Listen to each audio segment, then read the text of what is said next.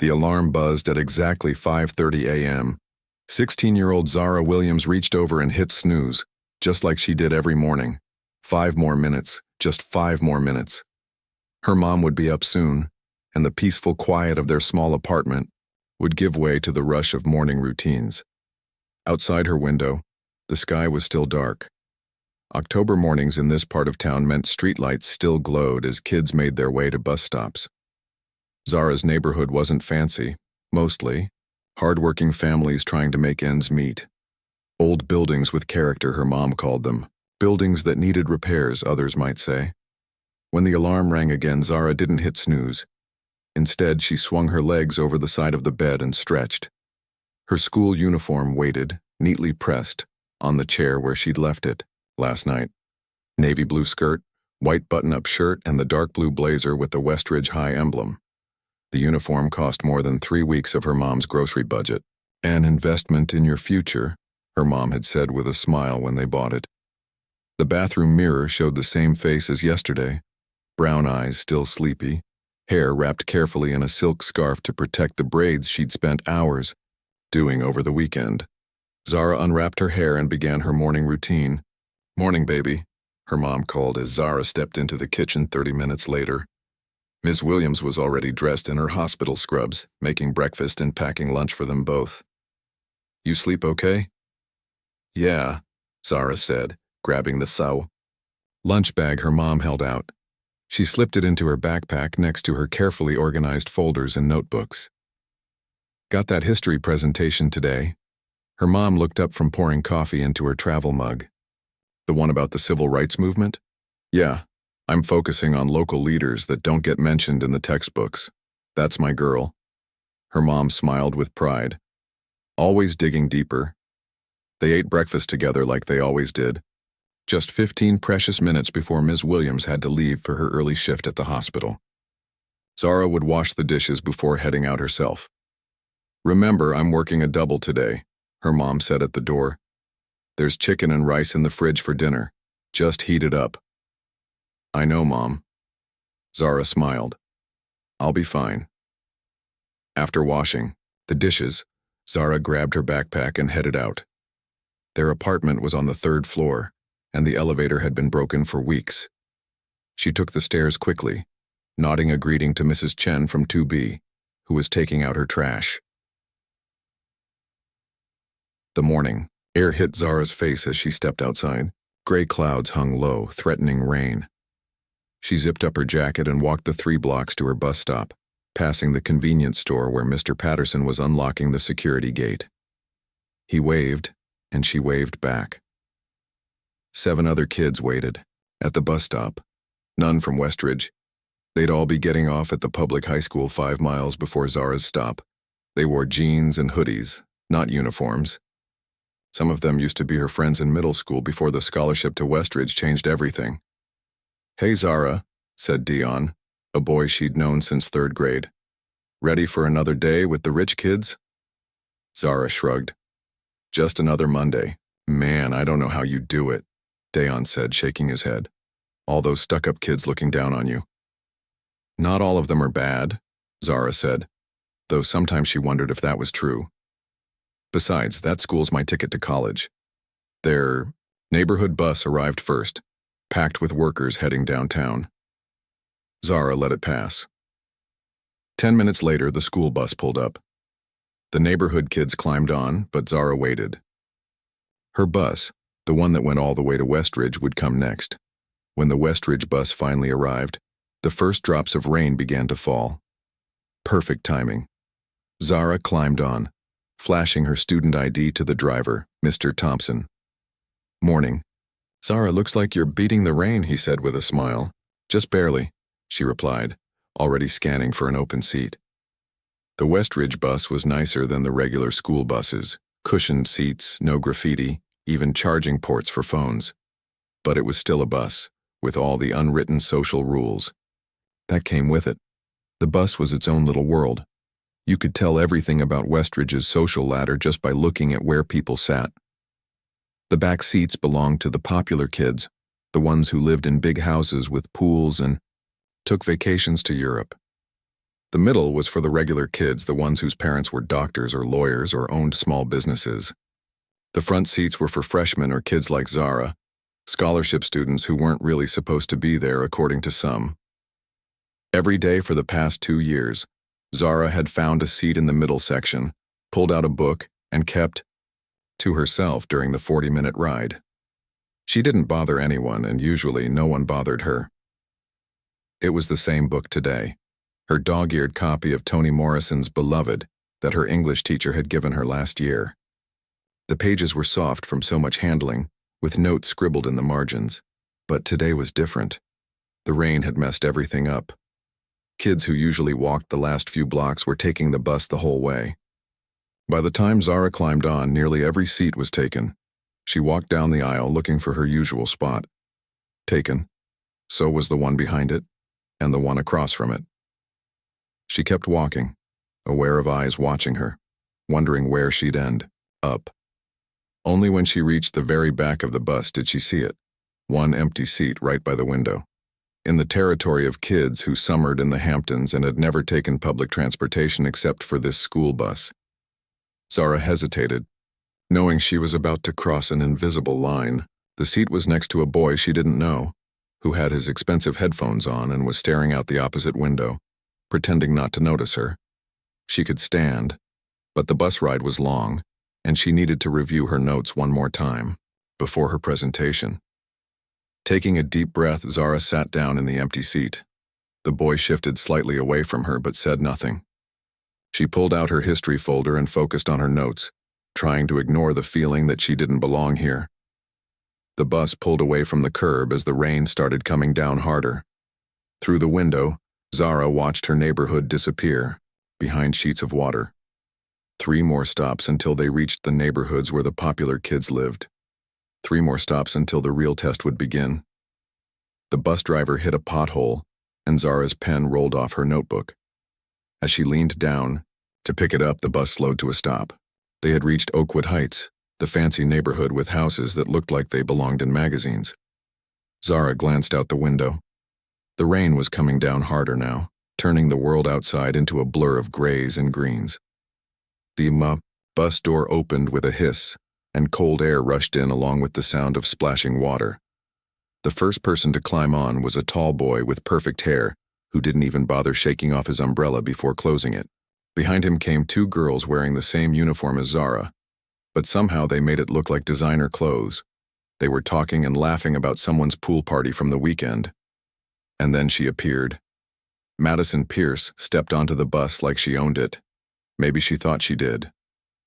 Her dad was on the school board after all, and everyone knew her family had paid for the new gym with their name right on the front. Pierce Athletic Center. Madison's blonde hair was perfectly dry despite the rain, probably thanks to the huge golf umbrella. The boy behind her had been holding over her head. She wore the same uniform as every other girl at Westridge, but her blazer looked newer. Her shoes were definitely more expensive, and she wore a gold necklace with a tiny diamond. Pendant that caught the light. 2 more girls followed her usual group. They moved like a single unit, these 4 girls, with Madison always in the lead. They'd been friends since kindergarten, or so the stories went. Their parents were all in the country club together. Madison was halfway down the aisle when she stopped suddenly.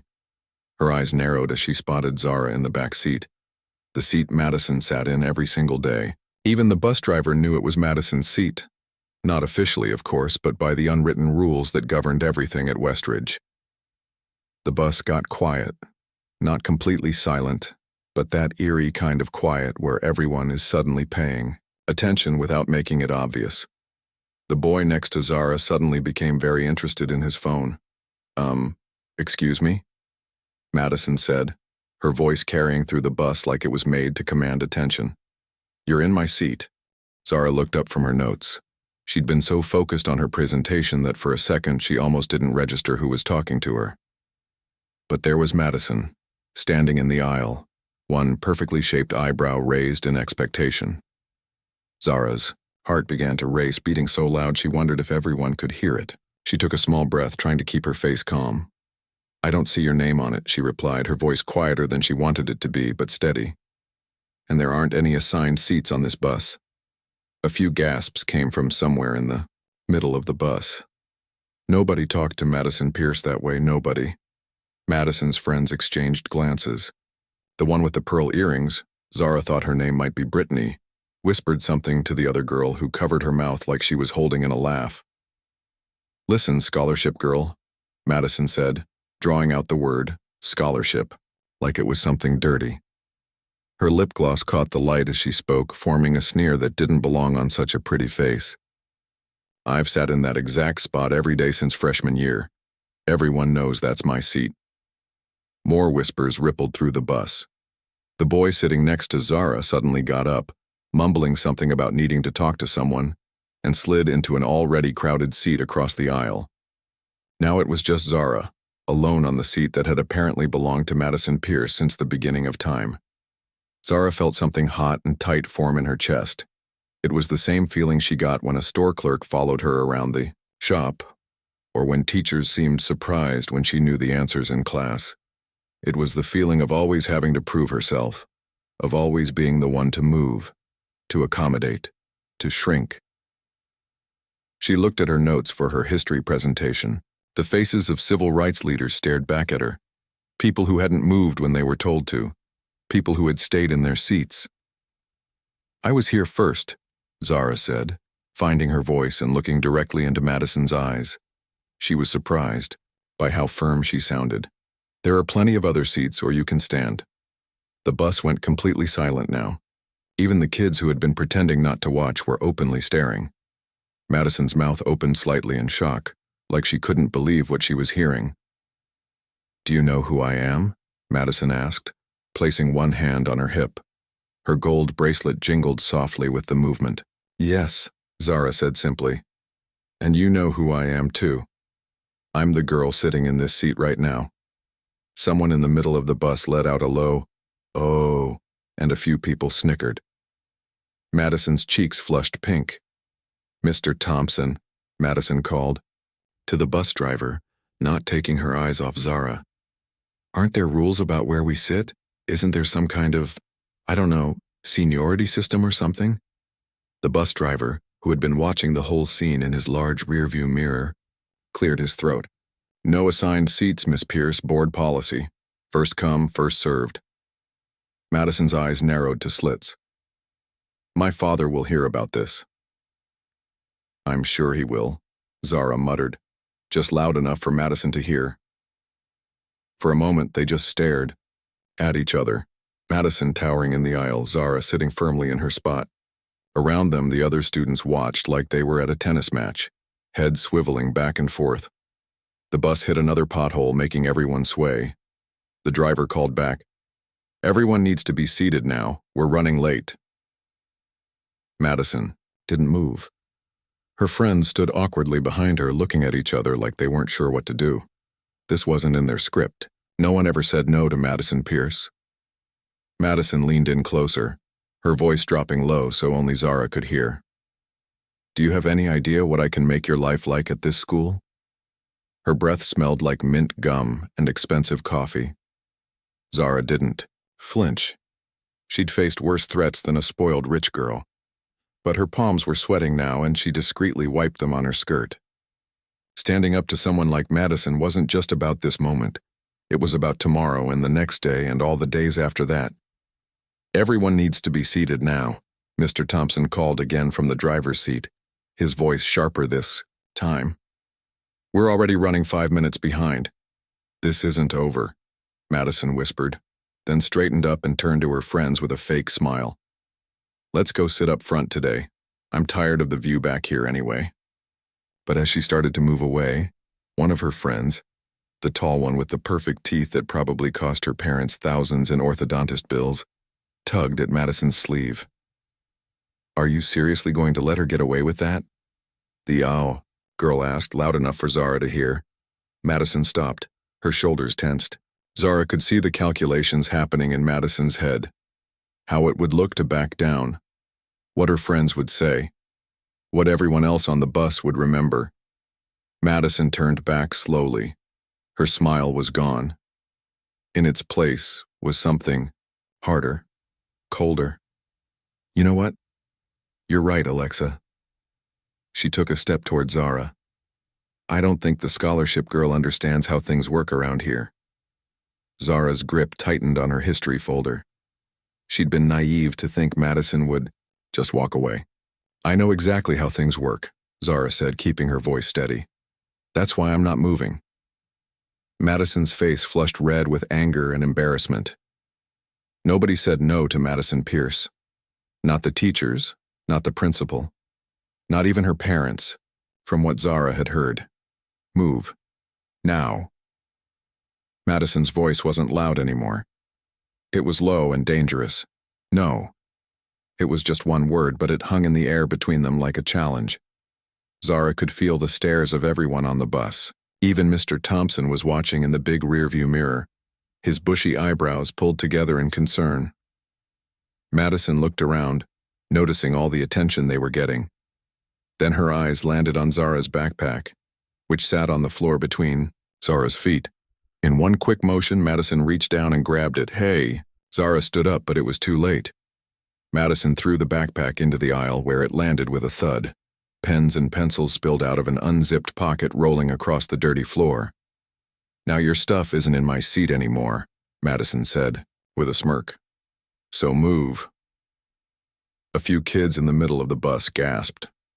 One of Madison's friends covered her mouth in shock, like even she hadn't expected things to go this far. Something cold and calm settled over Zara. This wasn't just about a seat anymore. This was about dignity. This was about not being pushed around just because someone thought they were better than you. Zara bent down and slowly, deliberately, began picking up her scattered supplies. She could feel Madison watching her, probably, thinking she'd won, that Zara would slink away to another seat now that she'd been humiliated. But Zara wasn't going anywhere.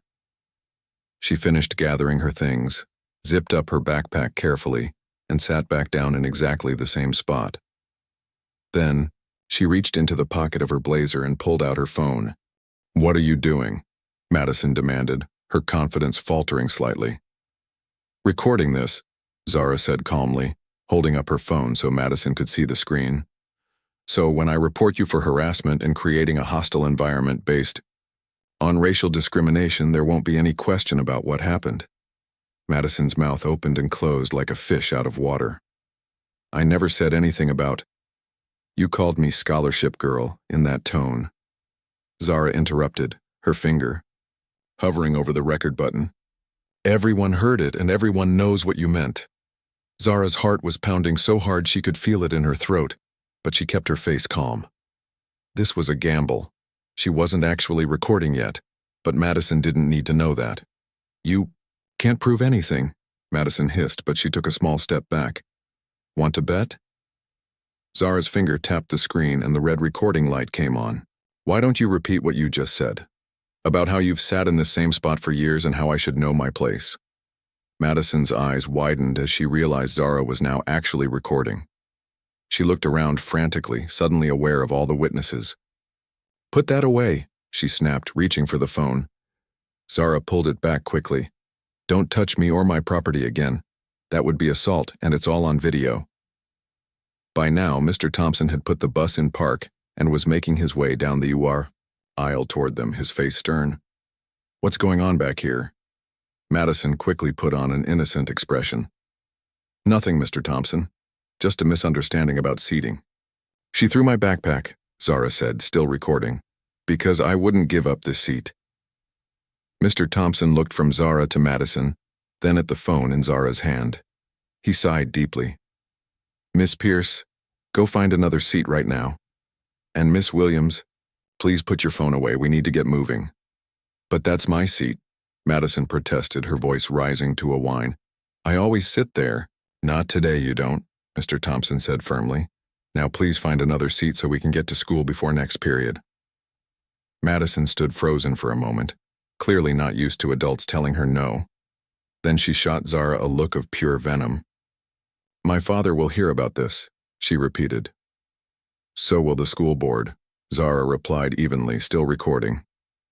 And the superintendent, and maybe the local news, if they're interested in how certain students are treated at Westridge.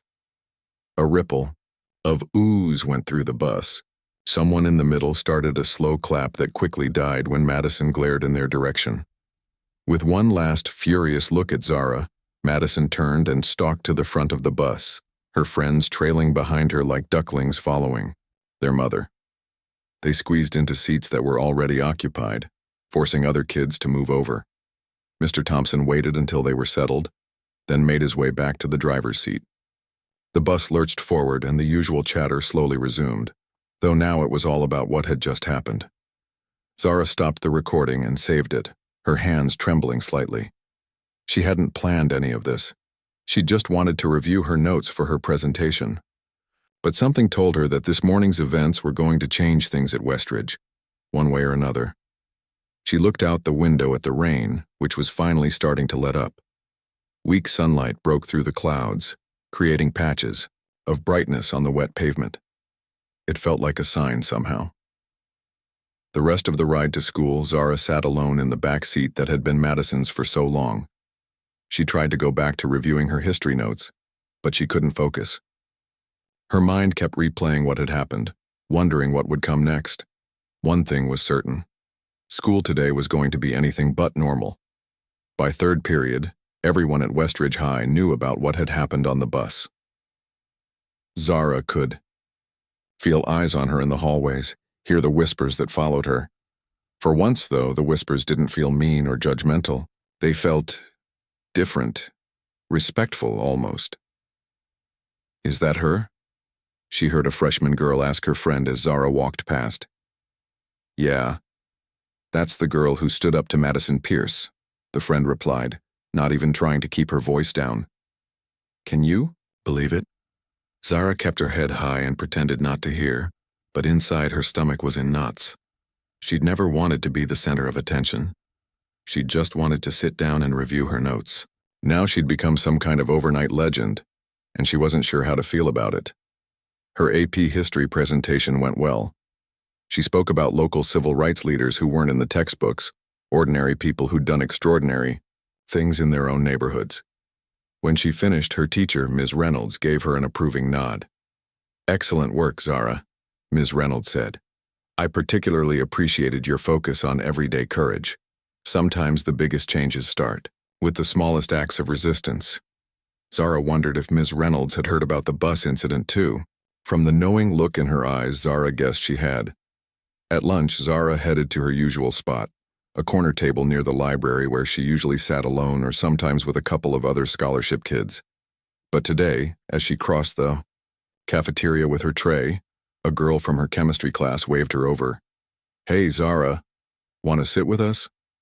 The girl, Zara thought her name was Lily, was smiling genuinely. Zara hesitated, then nodded and changed direction. As she sat down at the table with Lily and her friends, she realized these were kids she'd seen every day for 2 years, but had never really talked to. They weren't the super popular crowd, but they weren't outcasts either. They were just regular students who'd never seemed to notice Zara before today. "That was pretty cool what you did this morning," said a boy with glasses and curly hair. "Nobody ever stands up to Madison." "It wasn't really about standing up to her," Zara said, unwrapping her sandwich. "It was just about, I don't know, not moving when I didn't have to." "Still," Lily said, "it took guts. Madison's dad practically owns this school." "Or thinks he does," added another girl, leaning in. "My mom works in administration, and she says Mr. Pierce threatens to pull donations every time something doesn't go his way." They talked all through lunch, and for the first time since coming to Westridge, Zara felt like she might actually belong there, not because she'd done something flashy or impressive, but because she'd been true to herself, and somehow that had made her visible to people who might have been friends all along. After lunch, as Zara was walking to her locker, she saw Madison, for the first time since the bus. Madison was with her usual crowd surrounding her like bodyguards. When she spotted Zara, Madison's eyes narrowed and she whispered something to her friends. They all looked at Zara and laughed. Old Zara might have ducked her head and hurried past. But this Zara, the one who hadn't given up her seat, just looked back steadily until Madison was the one who looked away first. The final bell had just rung when Zara's phone buzzed with a message. It was from the principal's office. "Please come to Principal Wong's office immediately." Zara's heart sank. She'd been expecting this, but still, her hands felt clammy as she gathered her books. Had Madison's father already called the school? Was she in trouble? Would this affect her scholarship? As she walked down the empty hallway toward the principal's office, she tried to stay calm. She hadn't done anything wrong. She had proof. She just needed to explain what happened. When she pushed open the door to the main office, the secretary looked up and gave her a small smile. "Go right in, Zara. They're waiting for you." They? Zara's stomach tightened. She knocked on Principal Wong's door and a voice called, "Come in." Principal Wong was sitting behind her desk looking serious but not angry. And there in one of the chairs facing the desk was Madison Pierce. Her father sat in the other chair, his back straight, his expensive suit perfectly pressed. He was talking on his phone when Zara walked in but quickly ended the call. "Ah, here she is," Mr. Pierce said, standing up. He was tall, with the same blonde hair as his daughter, though his was starting to gray at the temples. "The young lady who thinks she can accuse my daughter of discrimination." "Mr. Pierce," Principal Wong said firmly, "let's keep this discussion productive. Zara, please have a seat." Zara sat in the empty chair beside Madison, who refused to look at her. "Zara," Principal Wong began, "Madison and her father are here because there was an incident on the bus this morning. Madison has given her version of events. We'd like to hear yours." Zara took a deep breath. "Madison wanted me to move from the seat I was sitting in because she says she always sits there. When I didn't move, she threw my backpack into the aisle and kept trying to pressure me to give up my seat. And you're claiming this was racially motivated?" Mr. Pierce interrupted, his voice cold. "I'm not claiming anything," Zara said quietly. "I'm just telling you what happened. Madison called me scholarship girl in a way that felt dismissive, but I don't know what was in her mind." "This is ridiculous," Mr. Pierce said, standing up again. "Kids argue about seats all the time. My daughter has been riding that bus for years, sitting in the same spot. There's no policy against having a regular seat. There's also no policy requiring someone to give up their seat just because someone else wants it," Principal Wong pointed out.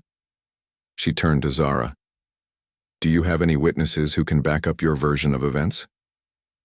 "Everyone on the bus saw what happened," Zara said. "And I have this." She pulled out her phone and opened the video. "I started recording after she threw my backpack." Principal Wong took the phone and pressed play. The three of them watched in silence as the scene unfolded on the small screen, Madison demanding that Zara move, the threat about what her father would do, Zara standing her ground, and finally Mr. Thompson intervening. When the video ended, Principal Wong handed the phone back to Zara. "I think that clarifies matters," she said. She looked at Madison. "Do you dispute any of what we just saw?" Madison crossed her arms and stared at the floor. "She was in my seat," she muttered. "Madison," Principal Wong's voice was tired, "Westridge has a zero-tolerance policy for bullying and discrimination. What you did this morning, throwing another student's property, trying to intimidate her, that's bullying." "Now wait a minute," Mr. Pierce began, but Principal Wong held up her hand. "Mr. Pierce, I understand your concern for your daughter, but the video is clear. Madison's behavior was unacceptable regardless of her intent. So what are you saying?" Mr. Pierce demanded.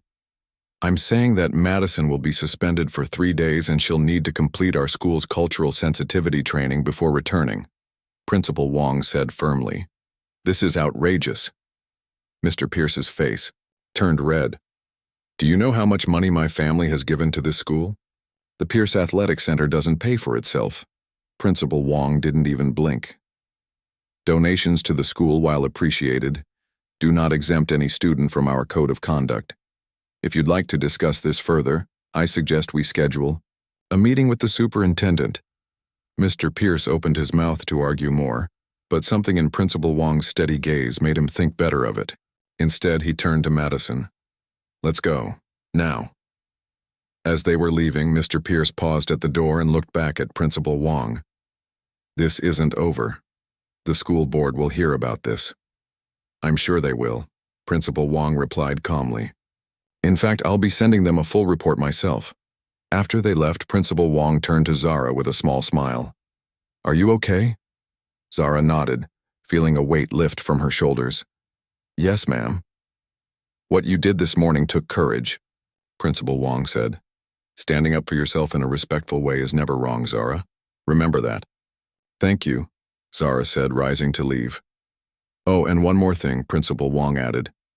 I'll be recommending to the school board that we implement designated seating on school buses to prevent future incidents. Sometimes clear rules make things easier for everyone. Zara nodded, thanked the principal again, and headed out. As she walked home in the afternoon sunshine, she thought about how much had changed in just one day, all because she hadn't given up her seat. The next morning, Zara stood at her bus stop watching the clouds float across the early sky. No rain today, just clear blue with streaks of orange and pink as the sun rose. She took a deep breath, wondering, what would happen when she boarded the bus? Would people stare? Would they expect her to make a scene? And most importantly, would Madison be there, glaring from a different seat? Hey, said a voice behind her. Zara turned to see Dion from her neighborhood grinning widely. The famous Zara Williams, standing up to the rich kids. Zara rolled her eyes but couldn't help smiling. It wasn't like that. Sure it was, Dion said, bumping her shoulder playfully. My cousin rides that bus too. He told me everything. Said you were cool as ice, pulling out your phone and everything. Never knew you had it in you. Me neither, Zara admitted. When the Westridge bus pulled up, Zara took a deep breath. Mr. Thompson nodded at her as she climbed aboard. Morning, Zara. Good morning, Mr. Thompson. She started walking down the aisle, tensing as she neared the back where yesterday's drama had unfolded. But when she got there, she was surprised to see something different. A small printed sign taped to the window. Reserved for driver use only. In fact, there were small signs on all the seats now. Some said, freshman priority. Others, sophomore priority, and so on. The signs were arranged so that different grade levels were mixed throughout the bus, not separated by age or popularity. New seating policy, Mr. Thompson explained, noticing her confusion. Principal Wong called us all, last night. Every bus has assigned areas now. He pointed to a spot in the middle. Juniors like you sit in the blue section. Zara found a seat in the blue section and sat down, placing her backpack beside her. As the bus continued its route, she watched other students react to the new arrangement. Some looked confused, others annoyed, but everyone complied, finding their designated areas. When they reached the Oakwood Heights stop, Zara found herself holding her breath. Madison's friends boarded first, looking subdued. They didn't even glance Zara's way as they found seats in the senior section near the front. Madison wasn't with them. Where's Madison? Someone whispered loudly. Suspended, replied another voice. 3 days. I heard her dad tried to get her out of it, but the principal wouldn't budge. Good. She was awful to that girl. Zara pretended not to hear, opening her book instead. But inside, she felt a strange mix of emotions. Relief that Madison wasn't there, but also a twinge of guilt that her actions had led to someone being suspended, even if that someone was Madison Pierce. The rest of the bus ride passed without drama. When they arrived at school, Zara was surprised again by how many people smiled at her or nodded in greeting as she walked to her locker. It was like she'd suddenly become visible overnight. Hey, Zara. It was Lily from lunch yesterday, waving from across the hall. Want to study together in the library after school? We're going over the chemistry test material. Sure, Zara replied, still not quite used to these casual invitations. That would be great. The next 3 days developed a new rhythm. Zara found herself included in conversations, invited to lunch tables, acknowledged in the hallways. It wasn't that she'd suddenly become popular. It was more that the invisible barrier between her and the rest of the student body had thinned, allowing connections to form. On Thursday after school, as Zara was leaving the library with her new study group, she spotted Madison's friends clustered by the main entrance. They were laughing about something, not noticing Zara until she was almost past them. Hey, one of them called, the tall one with the perfect teeth. Alexa. Zara, wait up. Zara paused, tensing slightly. Was this going to be trouble? But when Alexa approached, her expression wasn't hostile. Madison's coming back tomorrow, she said. I just thought you should know. Okay, Zara said cautiously. Thanks for telling me. Alexa hesitated, then added. She had to do this whole sensitivity training thing. She's been complaining about it nonstop in our group chat. Alexa glanced back at her friends, then lowered her voice. But honestly, I think it's actually making her think about some stuff. Before Zara could respond, Alexa hurried back to her friends, leaving Zara to wonder what tomorrow would bring. Friday morning dawned bright and clear. Zara dressed carefully, trying not to admit to herself that she was nervous about seeing Madison again. She kept telling herself it didn't matter, that Madison was just another student, but the knot in her stomach said otherwise. On the bus, she took her assigned junior seat as usual. At the Oakwood Heights stop, Madison boarded with her friends. There was a moment of hushed anticipation as everyone watched to see what would happen, but Madison just walked to the senior section without looking at Zara. The day passed normally. Zara saw Madison in the hallway once and they made brief eye contact before both looking away. It was awkward but not hostile. After her last class, Zara was gathering her books when she felt someone behind her. She turned to find Madison standing there, looking uncomfortable. Can we talk? Madison asked, her voice quieter than Zara had ever heard it. Zara hesitated, then nodded. They stepped into an empty classroom nearby. I have to give you this, Madison said, pulling an envelope from her bag. It's part of my thing I had to do, my sensitivity training. It's an apology letter, Madison explained, looking at the floor. I had to write it and give it to you in person, but they didn't tell me what to write. That part's real, I guess. Zara nodded, but still said nothing. She wasn't going to make this easy for Madison. Anyway, Madison continued, shifting her weight from one foot to the other. I'm sorry about what happened on the bus. I shouldn't have thrown your backpack. That was wrong. She didn't sound entirely convinced, but she did sound like someone trying to understand why what she'd done was a problem. It wasn't perfect, but it was something. Thank you, Zara said simply. I appreciate that.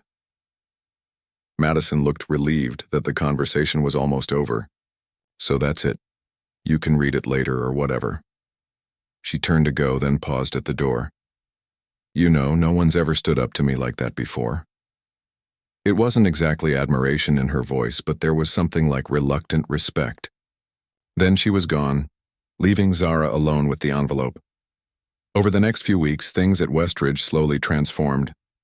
The assigned seating on the bus mixed up the social hierarchy, forcing students from different backgrounds to sit together. Some friendships formed that might never have existed under the old system. Madison and Zara didn't become friends. That would have been too much to expect, but they developed a kind of cautious mutual respect. They nodded when they passed in the hallways.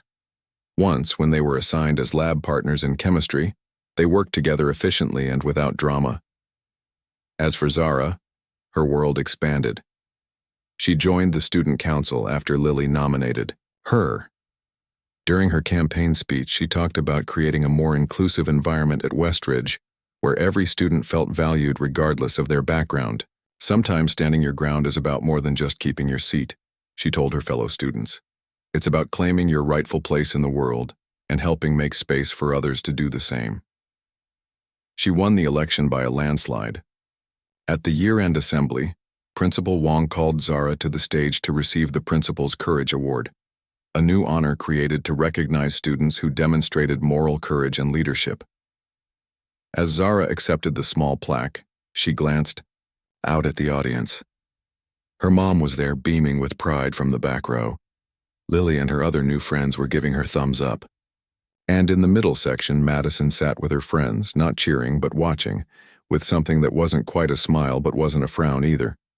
Zara thought about how a single moment, her decision not to move from that bus seat, had created ripples that changed not just her life, but the culture of the entire school. Small acts of courage could do that sometimes. They could change everything.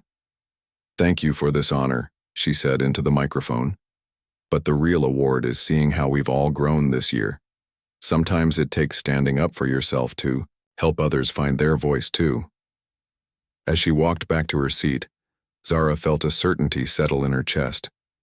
Whatever challenges came next, in senior year, in college, in life, she would face them with the same quiet strength that had carried her through that rainy morning on the bus. She knew her place in the world now, and she wasn't going to give it up.